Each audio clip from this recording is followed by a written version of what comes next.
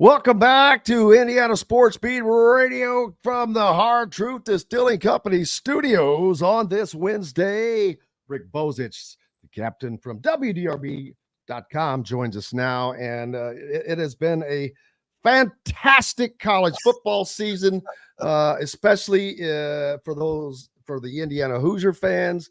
It has been a storybook season. It's just an incredible thing that, Rick, I said this earlier, you cannot swing a dead cat without hitting a TV show, a sports show, an article, a website. I don't care what you want to say, that Curt Cignetti is not on right now. He might be, if the election wasn't going on, he might be getting more national attention than any other single American.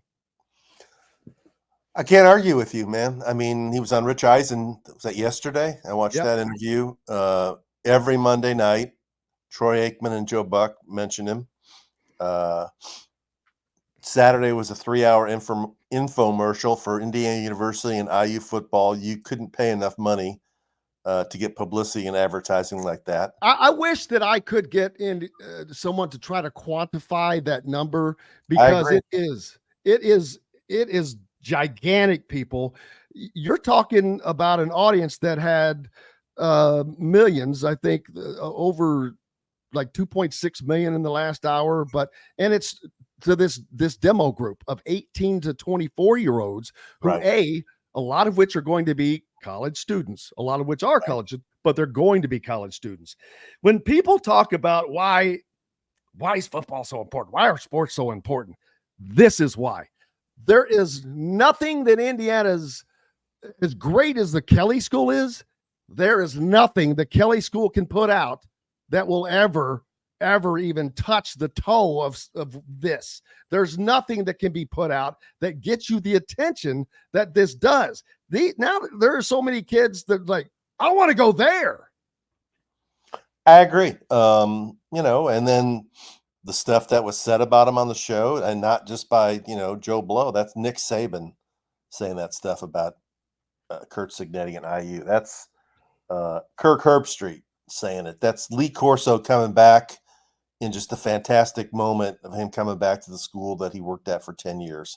It's Pat McAfee doing it on the show and then doing it on his TV show nearly every day. I mean, and then posting about it. Yeah, and that's more. They've gotten more positive national publicity about football in the last week than they've probably gotten. Well, Tom Allen had it going there for a while, but other than that, over the last 10 or 15 years, I mean, and even Allen didn't get game day there, and some of that success he had in his big year was muted because it was COVID. Nobody was in the stands, but it's just social media and talk radio and everything else. And I know there's a group of people out there who are waiting for them to get beat and say, oh, they're really not that good. But the vast majority of the assessment of it is, if you took a blind resume test and you took the name Indiana off what they've achieved this year, they would be ranked higher than they are. If Michigan had this Indiana team's achievements and started the poll ranked 8th or 10th instead of not even getting any vote, this team would be ranked in the top 3 or 4 in the country, because they've won every game by 2 touchdowns, and they've never been behind. That hasn't been done, in like 24 years? I mean, it's ridiculous. Yeah. I was going through a bunch of numbers yesterday for a story, Rick, and I just started there. I'm like, wait a minute. I wish that I could devise a formula and either just average it out or add points, because I'm like, Indiana is in every stinking category. I don't care what category it is. If it's rushing offensively or if it's rushing defensively. Even their punting unit, which has barely seen the field 15 times, James Evans has made an appearance, they're 4th nationally in net punting average. They do everything right, and that's just been amazing because it hasn't changed. Now, everyone's going to talk about the schedule, and that's a bunch of crap, but they'll get their chance. I think that they're a better team than Ohio State now, especially after you use the Nebraska back-to-back weeks as a comparison. Ohio State has some problems on their offensive line, and I don't know that their receiving core is as dynamic as Indiana's. I don't think that their running game is, as a whole, is as good as Indiana's. And I'm not sure their defense is as good as Indiana's. We'll find out. That environment is a great equalizer, but I truly think that Indiana has a hell of a shot at going 12-0. And I don't think that they're going to need it. I keep waffling on this as far as making it into the college football playoffs. It kind of depends on what some other teams do, because if the committee is giving an opportunity, I think that they would push Indiana out in lieu of a Notre Dame team that lost at home to Northern Illinois, who lost to Ball State last weekend. I noticed that. This is a key. I mean, they need to win this game this week because that gets them to 9-0 when the first rankings come out, and we'll see what the committee, how they judge them and how much they do count them down for the schedule. But you can. I know I saw Sagarin has their schedule ranked number 100 in the country, and you can say whatever you want, but it did. And some of the skepticism even I had was taken away when I saw, wait a minute, they just beat Nebraska 56-7, and Nebraska's leading Ohio State and in Columbus in the fourth quarter. 1 week later.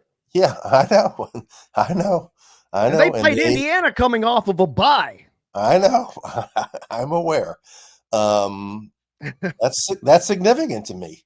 They come out the next week and play a Washington team, which not great, but they'll probably be bowl eligible with the backup quarterback. And they beat them by running the ball, by returning a punt and getting an interception. And the key stat from that game, I think not enough people talk about, is one penalty for 5 yards. They played clean, well-coached football. So, I mean, they've done it every way. As I said, if Clemson or Florida State or Penn State or USC had the same achievements as Indiana team have, they'd be ranked among the top 3 teams in the country, because it's Indiana and they haven't been good for a long time and they weren't ranked before the season. People still at the highest levels of forming college football opinion are skeptical of it. And so they're going to have to keep winning. And I'm sure that Cignetti is making that point to his players. There's still people out there that don't think this is sustainable. And, for all the quote rat poison, there is still the other side of that of people waiting for them to fail. There are. Kurt Cignetti now calls them the, what is he? I just heard him talk about he it. It was on he used Rich Eisen even. Yeah. The good feelings, warm and fuzzies. Yeah, he calls them the warm and fuzzies. Right. So yeah, he came up with his own deal. Yeah, if people look at the Big Ten, there are already 5 teams that are bowl eligible with 4 games yet to play. There are 5 more that are just 1 game away from bowl eligibility. Then there are 5 more that are only 2 games away from being bowl eligible. So say what you will, the parity is just, I don't know if it's being recognized by everybody right now, but the parity in college football is here. And my question is, what's Indiana going to be like when Kurt Cignetti gets 4- and 5-star guy talent on his roster instead of 44 guys that had 0 stars coming out of high school? Yeah. Well, we'll find out, because I think he's going to be able to get better level recruits, and he should be able to get some good guys out of the portal. Going back to the comparative thing, Penn State's another one. Penn State played UCLA at home, beat them by 16. Indiana beat them by more in the Rose Bowl. Their big wins against Southern Cal. Southern Cal's really not that good, are they? I mean, have they lost like 3 or 4 games? Oh, they're USC is, Purdue is dead last. UCLA is just above them. Then you have Northwestern, Rutgers, Maryland, and USC at 2 and 4 in the Big Ten Conference. But they're one of those teams that's 2 wins from bowl eligibility, so they could still wind up in a bowl game. Yeah, Oregon went to UCLA and beat them by 21. What Indiana beat them by? 1,000. 29. So, I mean, you can argue this any way you want to, but if you're really, I think they deserve to be ranked higher than they are. the thing that cracks me up is people when they're comparing, like to Penn State, to Oregon, to Ohio State. Oh, well, Indiana would just blah blah blah. I'm like, nah, I don't think you're I think these teams are all in a group. There's a group of 4, and I don't think Indiana's any less than any of those 3. I'm not saying the 3 will beat all 3 of them or any of the 3, but they're in that group. There's just no way when you're this deep into a season and the proof is in the pudding. You've shown it week in, week out. You haven't made mistakes. You're scoring. You're 0.2 of a point off of still leading the nation in scoring after coming off of a week with your backup quarterback that only put up 31 points.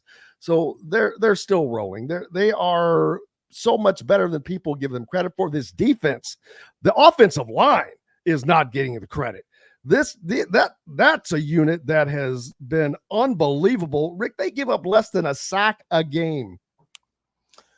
And it's hard to believe because how many years have we railed about the offensive line on this program? Many. They were a sack machine.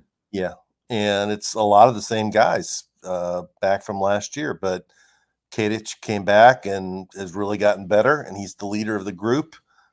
Bray Lynch has developed his 3rd year from Austin, Texas. He's really good at guard.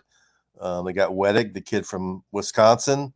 Carter Smith, 2nd year at IU, or 3rd year maybe.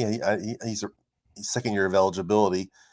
He's really good. It's the best offensive line they've probably had since back to the days when they had Spriggs and Sweeney or Feeney early in the Kevin Wilson era. Absolutely. What's up next for you, man? I'll be home this weekend watching football. I'll watch the IU game, and then Louisville plays at Clemson on Saturday night. That's a big game. Big game for Louisville. Make or break game for Louisville, but they can also have a say in the college football playoffs because that would not bode well for Clemson. Right. And Kentucky's at Tennessee. Kentucky's already lost 5, and unless they can upset Tennessee and or Texas, their streak of, I think it's 8 straight years of going to bowl games is going to come to an end. They've been an enigma, that team. You go to Ole Miss and you beat Lane Kiffin and the Rebels in Oxford, and then you lose at home to South Carolina. You lose at home to Vanderbilt. Did they lose to Vanderbilt? Yeah, and Auburn. They got run off the field by Auburn Saturday night. Some kid ran for over 250 yards, I think it was. I mean, they've been the last 2 games. Florida and Auburn have torched them on defense, and those aren't 2 of the better teams in the SEC. So there's a lot of grumbling in Lexington about a losing season with a coach making $9 million. Yes, that's correct. And IU, Michigan State's on Peacock. I guess I'm going to have to get a Peacock subscription. There you go. Rick Bozich, our captain from WDOB.com. Thanks, brother. Appreciate you as always. Right. Have a great week.